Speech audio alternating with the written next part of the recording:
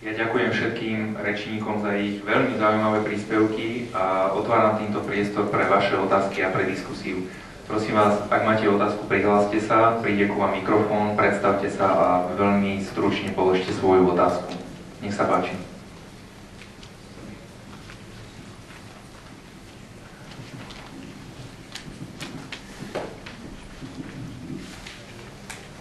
Dobrý deň, tak opäť moje meno je Martin. Dr. Mitchell, I would like to ask you, I would like to know your opinion on how austerity measures can boost the economic growth and how can they lead us out of the economic recession. Že ako úsporné opatrenia majú dopad na rast ekonomiky a ako nás môžu vyviesť z ekonomickej recesie. Thank you.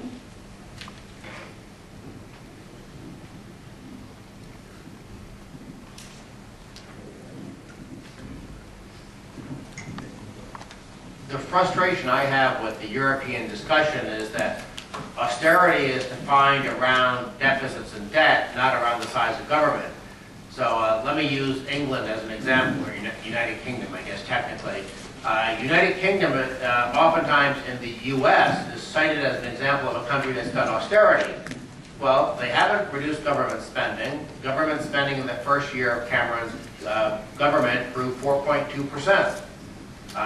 They say it's going to grow less this fiscal year, but it's still going to grow. What has Cameron done? Well, he's increased the VAT from 17 to 20%. He's left in place almost all of Gordon Brown's higher income tax rates.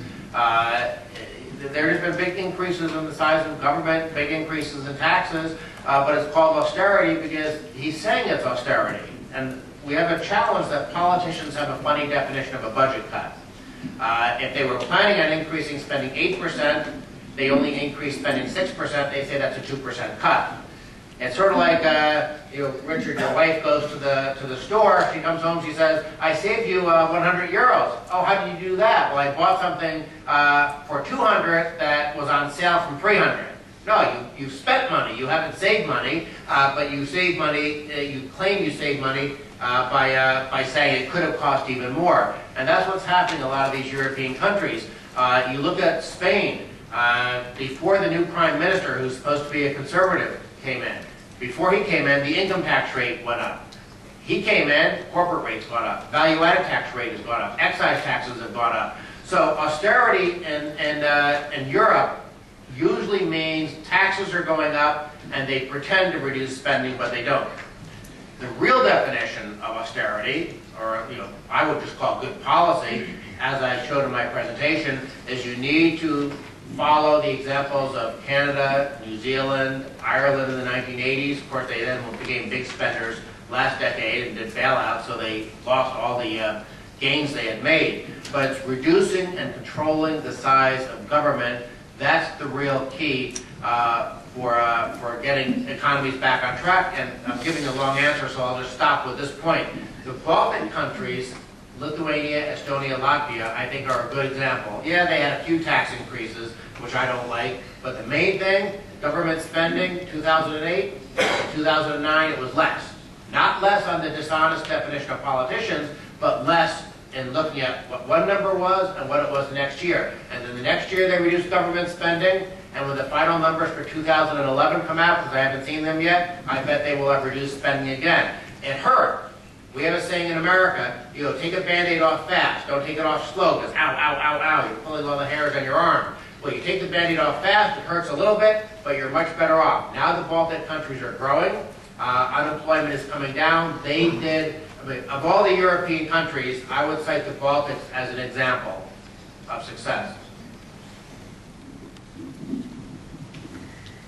Nech sa páči ďalšia otázka.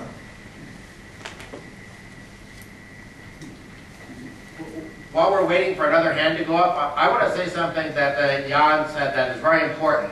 Richard North, I think that's his name, Nobel Prize-winning economist, in his analysis of, he's an economic historian, development economist, Douglas North, okay. Good thing Jan's here, because he can correct anything I say wrong. But one of the things that he pointed out was that the reason that Europe had the growth that, say, Asia didn't, is because you did have all these small competing jurisdictions, especially before you had even unification of Germany. You had all these little principalities and this sort of systems competition, systems diversity, he hypothesizes made a difference. And it was because you had you didn't have that uniformity, that harmonization, you didn't have that fiscal union. So I really do worry that the path that Brussels wants to go on is one that is failing to learn all the lessons of history.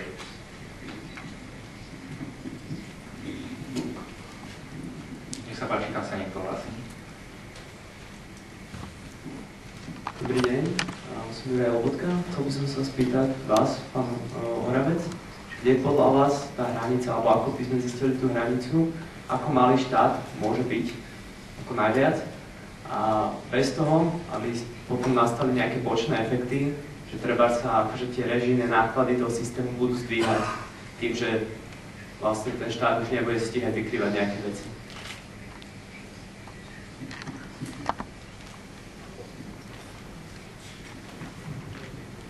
Keď sa pozrieme na vývoj možno v posledných 100 rokoch, tak prišlo vlastne zásadnému posilneniu úlohy štátu v ekonomike aj tomu finančnému.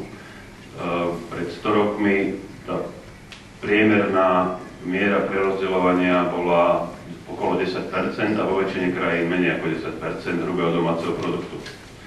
Dnes sa s krízou, teda v mnohých krajinách je to viac ako 50%, a v tom vyspelom svete, ktorého sme súčasťou my, je to teda ten priemer okolo tých 40-45%. Ja si myslím, že na to, aby sme existovali aj ako moderná spoločnosť a mohli spolu fungovať, je polovica toho dnešného prerozdeľovania medzi 20-25% to, čo je akceptovateľné a zároveň nebola by tá spoločnosť nebolo by možné označiť za nejakú spoločnosť, ktorá je asociálna alebo podobne, pretože s touto mierou prerozdeľovania by ste vedeli pokryť to, čo tu Daniel ukazoval, ako vznikli tie pôvodné štáty blahobytu a ten dôvod, prečo prerozdeľovanie vládze vôbec má prichádzať, to znamená postaranie sa o tých, ktorí sú dnes, o ktorých sa treba postarať. No a bohužiaľ, počas tých desiatok rokov, ktoré ubehli, sa to vnímanie toho, o koho sa treba postarať, podstatne zmenilo aj s tými dôsledkami, ktoré ten popísal. Takže tá prirodzená miera, alebo to, čo je akceptovateľné a zároveň udržateľné pre funkčnú spoločnosť, ja považujem za 20-25%.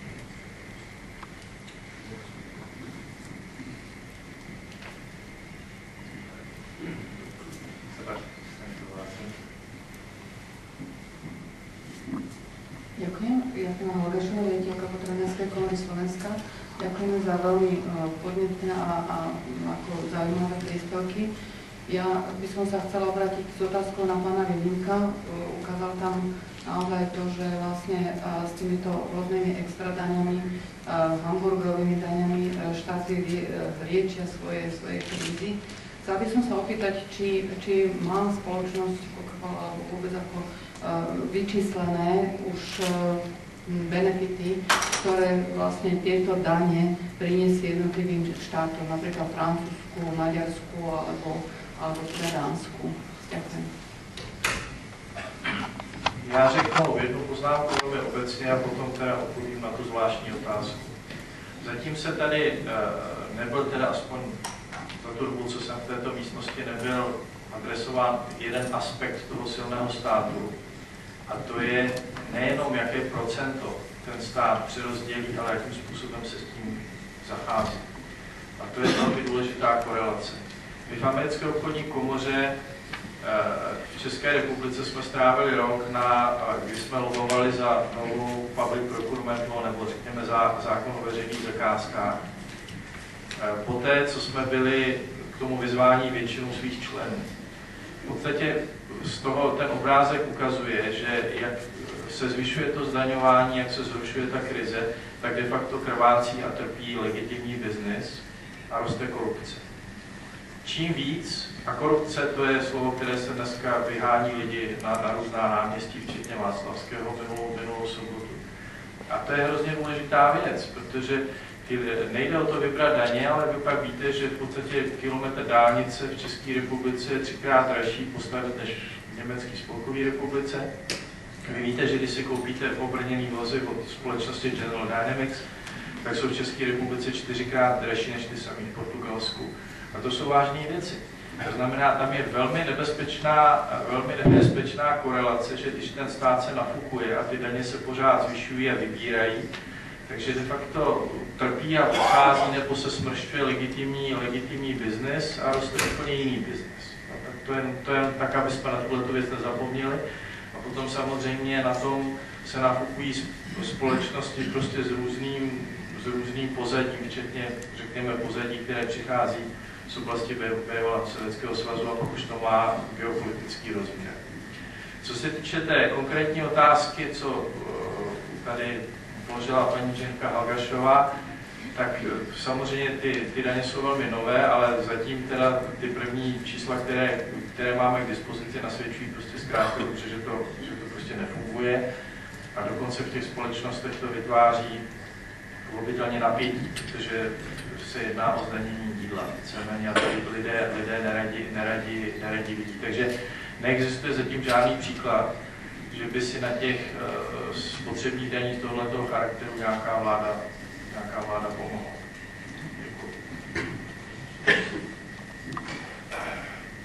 Pán Vilimek ma ešte inšpiroval možno dodatku k tomu, keď sme sa pýtali na to, že čo je akceptovateľné z hľadiska úlohy štátu, aby sa pýtali na tú mieru prerozdeľovania a ja som odpovedal na mieru prerozdeľovania, ale zabudol som dodať jeden dôležitý aspekt, pretože úloha štátu je intenzita zasahovania do ekonomiky nie je definovaná len tým číslom, koľko daní, odvodov vyberie z ekonomiky a potom prerozdeľuje, ale ten druhý parameter, podľa ktorého, alebo ktorý je veľmi dôležitý, je intenzita regulácie, ktorá je často dosť problematicky vypočítateľná, ale môže mať aj zničujúcejší efekt na ekonomiku, než jasne zadefinovaná daň. Takže aj dane, aj regulácia, to sú tieto dve podstatné zložky. A z tohto hľadiska zase, keď sme hovorili, že Európa je pekné miesto, lebo je veľmi rôznorodé, v Európe máte rôzne modely. Máte na jednej strane Francúzsko, ktoré je veľmi etatistické, ktoré má jednak vysoké dane a má veľkú intenzitu regulácie. Poznáme, že tá štátna intervencionistická priemyselná politika francúzska je slávna.